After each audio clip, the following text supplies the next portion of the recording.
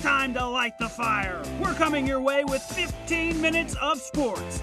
It's camp time for AJ and Gene Jelks. How much fun are these guys having? We just want them to have fun and have a good time. And roll tide, by the way. All right. Plus, get out the bronzer and spray tan. It's time for the clash at the capstone. Can you dig it? It's went from a cult thing to more into the mainstream. It's an all-out party tonight on the big show.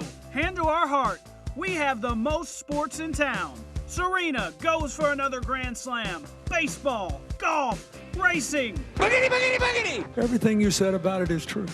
Thanks, Prez. So get comfy and let BJ and Jen take you home. It's Sports Saturday, and we start right now. And I'll be anything you ask and more.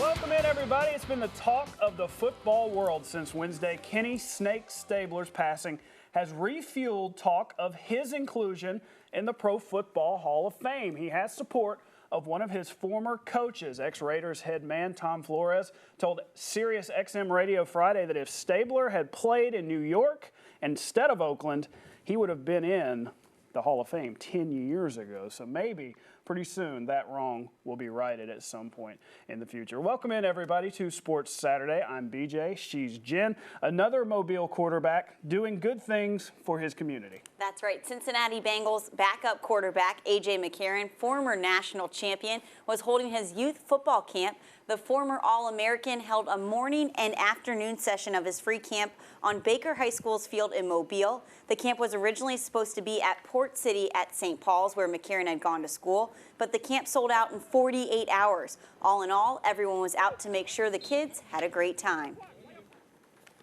Make it very simple. We're going to encourage them. We're going to give them high fives. We're going to hug them and just, that type of stuff. We're going to go through some drills and, try to help them as much as we can, but we just want them to have fun and have a good time. The camp was supposed to be only 400 spots, but a technical error allowed almost 1,000 kids to sign up. McCarron rolled with it and made it a two-session camp so as many kids could go as possible. That's huge there. Another former Crimson Tide star held a camp in Birmingham today. Gene Jelks brought nearly 400 kids to Birmingham Southern College today, not only to teach them lessons about the game, but also life. He's had to learn some hard lessons himself, but he says he's working to overcome his own mistakes. People didn't forget me, and I said, Lord, if you get me out of my mess, I will come back to the state of Alabama and I'll help. I'll start my outreach ministry, my kids' outreach ministry, and give back to all underage privileged kids. And as you see, this is the second annual Magic City Development Corporation Gene Jelks Christian Youth Football Camp 2015. And so I'm just blessed and fortunate to be a servant and have the opportunity to come home, embrace my people again where I belong. And I'm just thankful. And roll tide, by the way. He had to get in that roll tide, didn't he? Had to jump it in there. A lot of roll tides are going to be heard on Wednesday coming up in Hoover. That's right, because the 4-day preseason football extravaganza kicks off at the Winfrey with Auburn, Florida, and Vandy. We got a sneak peek at Alabama's media guide covers. Each year, that fine folks at Crimson Tide Productions do a great job designing these. We usually don't see them until the first day of media days, but Alabama tweeted out these pics earlier today. The 4 covers feature Derrick Henry, Kenyon Drake, Ryan Kelly, Jonathan Allen, A'Shawn Robinson, Cyrus Jones, and Reggie Ragland. All right, so here's how the week goes. Auburn, Florida, and Vandy on Monday. Gamecocks, Aggies, Bulldogs, and Vols on Tuesday. The Crimson Tide on Wednesday, along with Kentucky, Arkansas, and Missouri. And finishing out the week, LSU, Georgia, and Ole Miss. On Thursday, WVUA 23 will have you covered all week long. It's going to be a fun week. SEC Media Days. I'm sure someone's going to ask Coach Nick Saban about his latest honor. Friday night, it was announced the coach will be inducted into the Kent State Hall of Fame, along with Patriots wide receiver Julian Edelman. Saban was a defensive back for the Flashes from 1970 to 72. He was also the head man in 1990. That was his first head coaching job. Florida State's football program just cannot stay out of the headlines. Running back Dalvin Cook turned himself in to police after being accused of punching a woman multiple times outside of a Tallahassee bar. Jimbo Fisher today apologized and banned all of his players from any bars. Cook now has been suspended from the team. He was released from jail on a $500 bond. The NFL has reduced Dallas Cowboys defensive end Greg Hardy's 10-game suspension to just 4 games. Hardy was convicted of domestic violence charges in North Carolina by a bench trial, but used his rights to have a hearing by jury.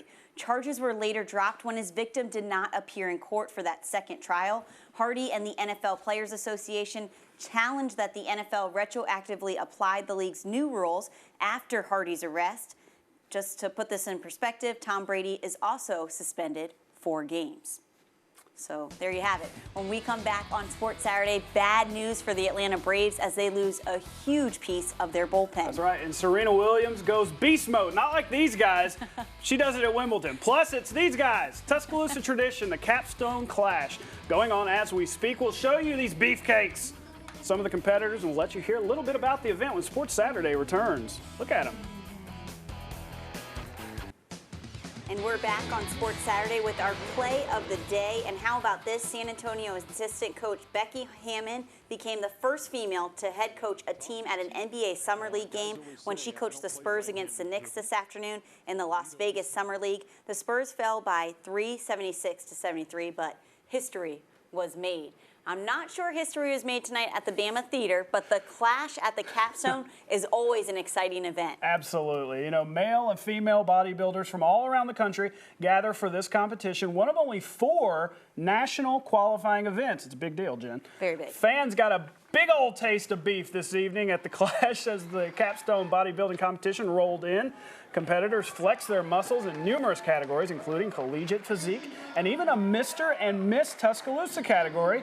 It was a wide variety of age groups competing, ranging in from teens to 40-plus years old. Morris Pruitt tells us that the sport of bodybuilding has changed significantly over the years.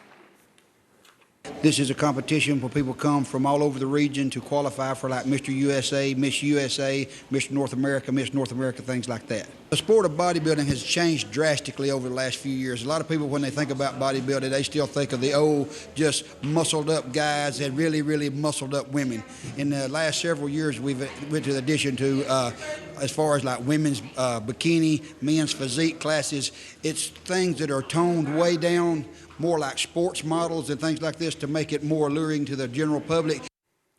There you go. Now we'll have the results tomorrow night on Sports Sunday. Those ladies and gentlemen flexing their muscles a little bit, something that the Braves hope to be doing today and tomorrow before the All-Star break. That's right. They had lost 3 in a row heading into the day. They would try to turn their fortunes against the Rockies.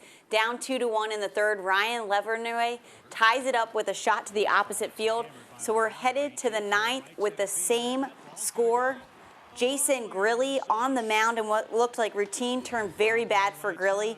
He ruptures his Achilles and will miss the rest of the season.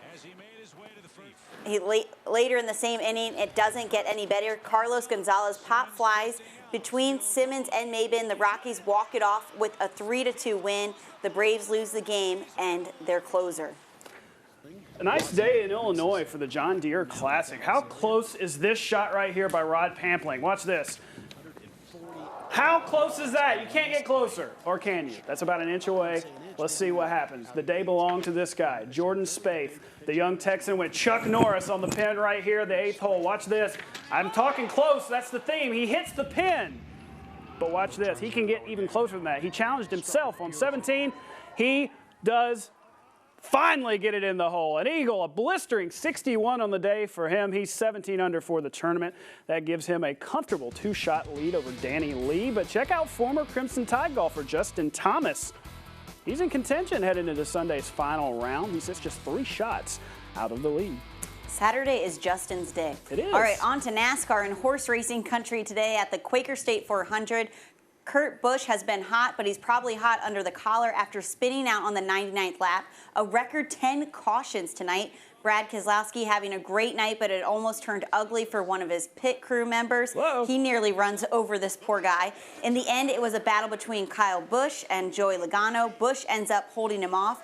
He wins for the 2nd time in 3 races. Serena Williams isn't just dominating the women's tennis scene, she's making history. Today, the #1 ranked player in the world was looking to become the oldest female to win a Grand Slam title and keep her winning streak alive. Williams going for her 6th career Wimbledon championship and 21st Grand Slam title, found herself down to Muguruza, but takes over in the 5th point of the first set. And then this match became Serena's to win. Second set, Muguruza's return goes out of play, and it was almost like Serena was unaware that this was the match point. She's just stunned as she now wins her 4th consecutive Grand Slam title, a Serena Slam. She did this back in 2002 and 2003. Here she is, still in shock after the match.